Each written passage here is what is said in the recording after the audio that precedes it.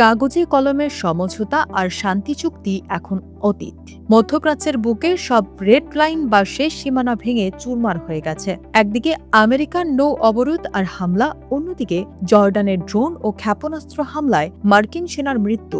এক অভূতপূর্ব ও সর্বাত্মক আঞ্চলিক যুদ্ধের কিনারায় দাঁড়িয়ে আছে ইরান এবং মার্কিন যুক্তরাষ্ট্র। কিন্তু এই যুদ্ধের শেষ কোথায়?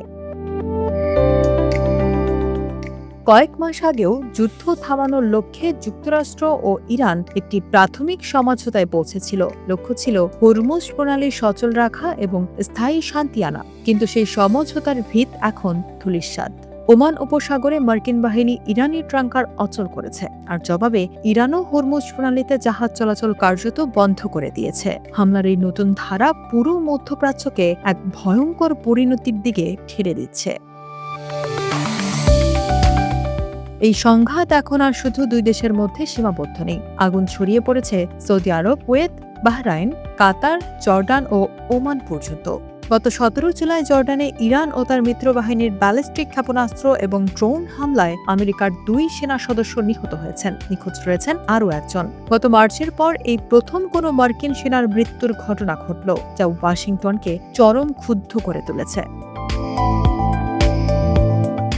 এবারের যুদ্ধের সবচেয়ে বিপজ্জনক দিক হল বেসামরিক অবকাঠামোকে লক্ষ্যবস্তু করা। মার্কিন হামলায় ইরানের জস্ক এলাকায় পানি শোধন ব্যবস্থা ধ্বংস হয়ে 10,000 মানুষ পানি বঞ্চিত। তেহরানের দাবি, নতুন করে শুরু হওয়া মার্কিন হামলায় অন্তত 50 জন নিহত হয়েছেন। পাল্টা জবাবে ইরানও কুয়েতের পানি শোধনাগার এবং বাহরাইনের বিমান ঘাঁটি লক্ষ্য করে ড্রোন হামলা চালিয়েছে।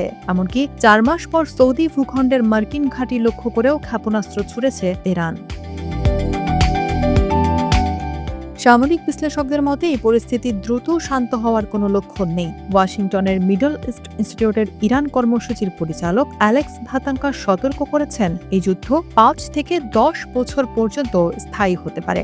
আমেরিকার সেন্ট্রাল কমান্ডের সাবেক প্রধান জেনারেল জোসেফ ফাটেলো মনে করেন, এই হামলা পাল্টা হামলা মাত্র কয়েক মাস ধরে চলতে পারে এবং এতে বড় ধরনের ঝুঁকি জড়িয়ে আছে। সবচেয়ে বড় ভয়ের কারণ হল বিশ্ব জ্বালানি বাজার। বিশ্বের 1/5 বাণিজ্যিক তেল ও গ্যাস পরিবহন হয় যে হরমুজ প্রণালী দিয়ে, তা এখন অবরুদ্ধ।